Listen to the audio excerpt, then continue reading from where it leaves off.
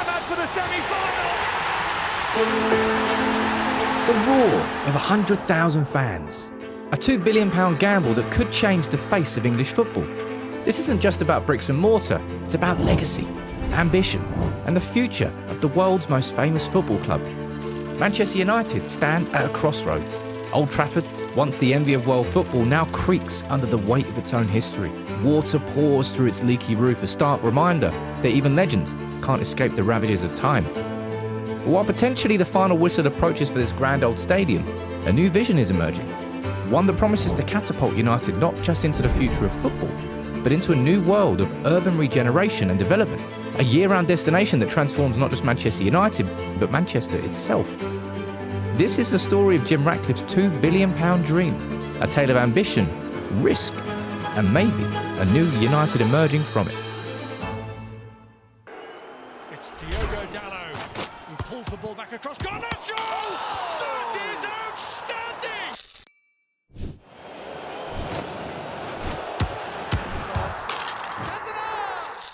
But not past Zambrana, given straight to Paul Scholes! What about that? What about that? But first, let's ask ourselves, do Manchester United need a new stadium? Old Trafford, once a paragon of success and tradition, has fallen into disrepair. The roof leaks, the facilities are outdated, and the famous old ground has become a relic unbefitting of Britain's biggest club. And in May 23, the true extent of Old Trafford's decay was laid bare for the world to see as water poured onto seats during a match against Arsenal. It wasn't just a few drops, it was a deluge, highlighting the urgent need for change. But interestingly, United aren't alone in facing this dilemma. Across the Atlantic in Western New York, the NFL's Buffalo Bills find themselves in a similar position.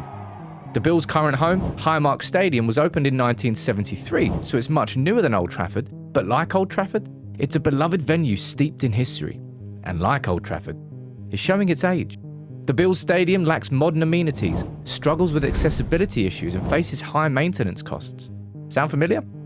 It's time for both teams probably to move on. The big difference between the two, though?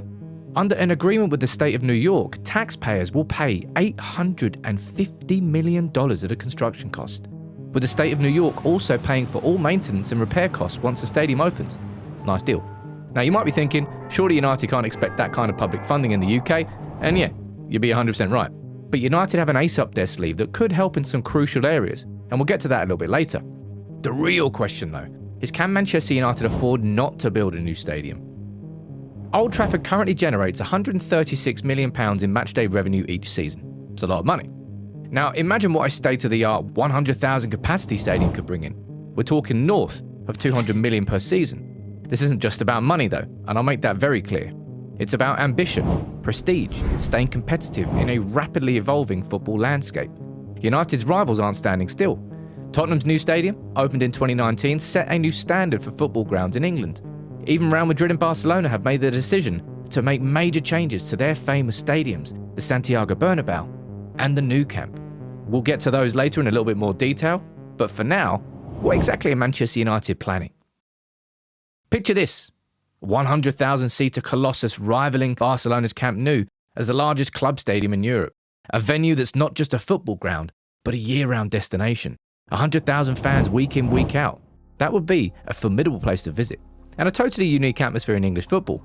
The last time an English football fixture was attended by a crowd of 100,000 was in 1985, and that was at a neutral venue in the old Wembley, where United beat Everton in the FA Cup final.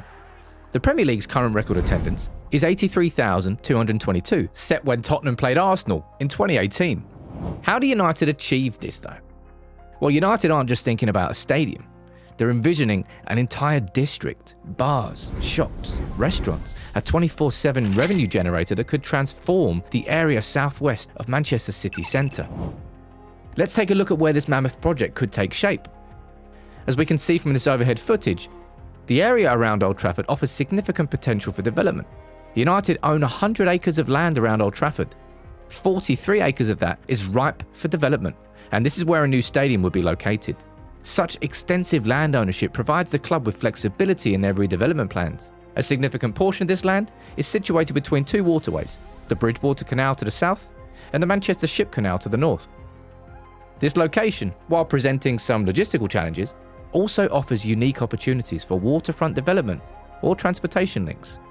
It's not hard to imagine a state-of-the-art stadium rising from this landscape, surrounded by new developments that could change the face of this part of Manchester forever.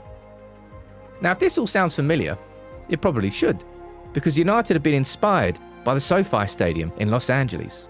Home to the NFL's Rams and Chargers, SoFi is currently the world's most expensive stadium at £4.3 billion. Wow. But it's more than just a sports venue. It's the centerpiece of a 298-acre complex. That's 3 times the size of Disneyland. Let's delve into some of the SoFi Stadium's impressive features. The pitch sits 30 meters below ground level. During construction, 7 million cubic meters of soil were excavated. It boasts the world's first 4K end-to-end video display in sports and entertainment history, 120 yards long, 75 yards wide, and it weighs 1,000 tons. That's a big old TV. The Hollywood Park complex it is located on is a year-round sports and entertainment destination. It includes a 6,000-seat concert called YouTube Theatre, has modern residences, public parks, office space, shopping space, and Cosm, the innovative, immersive LED entertainment venue that gives customers a pitch-side view of Premier League games. You might have seen this. United's delegation has visited SoFi, studying its design, its multi-use capabilities, and its impact on the surrounding area.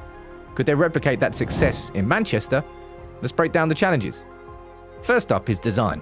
How do you create a stadium that both is a nod to Old Trafford in the past and taking the prestige of that forward, whilst at the same time building something new and innovative, something that honours United's heritage while pushing boundaries? Next up is funding. In the US, stadiums often rely heavily on public funding, but this is the UK. United will likely need to foot most of the bill themselves, and they'll need to make the numbers work. And finally, construction. Who can actually build something of this scale? And how long will it take? Let's tackle these one by one. For design, United have been doing their homework. They visited stadiums worldwide, such as the SoFi Stadium in LA, the Bernabeu in Madrid, and Spurs' new ground in London. They've even studied venues in Australia and looked at the Chicago Bears' failed ambitious plans for a new waterfront stadium. Populous, who were behind Tottenham's new stadium, were even hired by the Glazers back in 2022 to examine redevelopment options. Their work included a deep dive into United's fan base, analysing not just numbers and season ticket holders, but demographics and disposable income. Interestingly, Populous is also designing the Buffalo Bills' new stadium. They're focusing on creating a distinctly Buffalo feel, with a wraparound canopy to protect fans from the harsh elements while maintaining their trademark open-air atmosphere. And here's a curveball.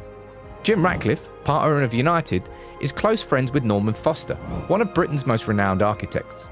Could we see Foster and partners take on this monumental task?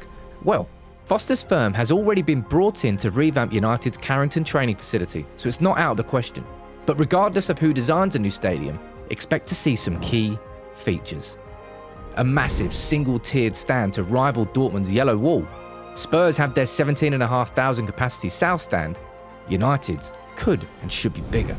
State-of-the-art corporate facilities, likely along the sides of the ground rather than behind the goals. And of course, a focus on atmosphere, avoiding the mistake of inserting those corporate boxes in a ring around the middle of the stadium, because that can dilute the noise. And crucially, a roof that doesn't leak. That'd be handy. The design is just the beginning. How will United pay for it? And given debt being such a buzzword for United fans, this is arguably one of the most important aspects of it. The price tag? Estimates start at £2 billion and go up from there. It's a lot. That's more than double what Tottenham spent on their new stadium. United will likely use a mix of private investment, loans, and potentially some public funding for infrastructure. They might even look to sell seat licenses like SoFi did, allowing fans to essentially buy the right to purchase season tickets. As I said earlier, the Bills' new $1.4 billion stadium will receive $850 million in public funding, and the NFL and the Bills will cover the rest. Such levels of public funding are common in the US, but virtually unheard of in the UK.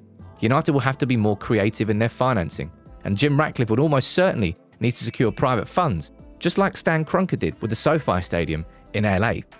Now, United have brought in Lord Sebastian Coe to chair their stadium task force. Coe, who led London's successful 2012 bid, will be crucial in unlocking potential government support. But don't expect the kind of public funding seen in the US. That's never going to happen. But this project isn't just about a stadium. It's about transforming an area, and that's where the real massive development lies.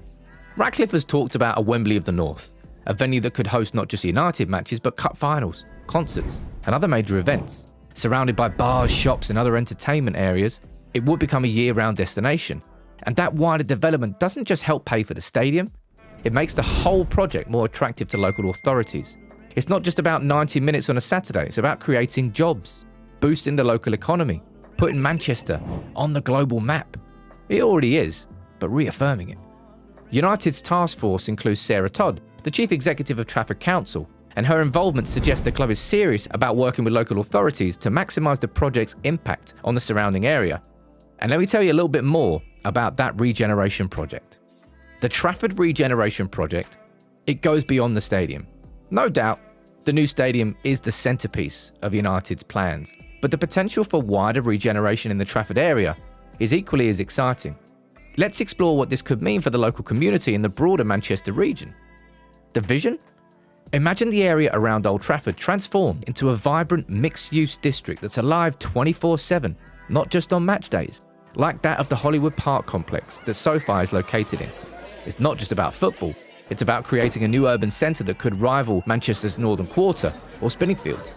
Key components of it would include a residential development, and that would be key. High-quality housing, including affordable options, modern apartments with views of the stadium, and potential for student accommodation, capitalising on Manchester's large university population. As well as that, commercial space would attract industry and create jobs, office buildings to attract tech companies and startups, and potentials maybe for a hotel. Well, Gary Neville wouldn't be too happy with that. Retail and entertainment will be essential to making it a thriving, everyday use district. High street brands, local independent shops, restaurants and bars, and entertainment complex. Make it a food destination. There'll be green spaces to make the area attractive, parks and public squares for community gatherings, walking and cycling paths, and the potential for a riverside promenade alongside the Manchester Ship Canal. There could be cultural facilities, a museum, maybe a museum for United's history, art galleries, exhibition spaces, performance venues for live music. Infrastructure improvements will be imperative though. Enhanced public transport links, including maybe a new tram stop, improved road networks, and state-of-the-art digital infrastructure will create a smart district. You can see the scale of all of this. That's why we needed to do a deep dive into it. For this project to succeed, it's crucial that the local community is involved every step of the way, and fans as well. United and the local council need to ensure that the benefits of the regeneration will be felt by all, not just United fans or wealthy newcomers. United can look to other successful stadium-led regeneration projects for inspiration if they want.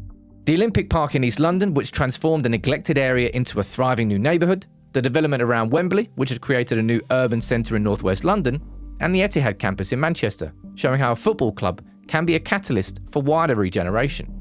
And the key will be in the execution.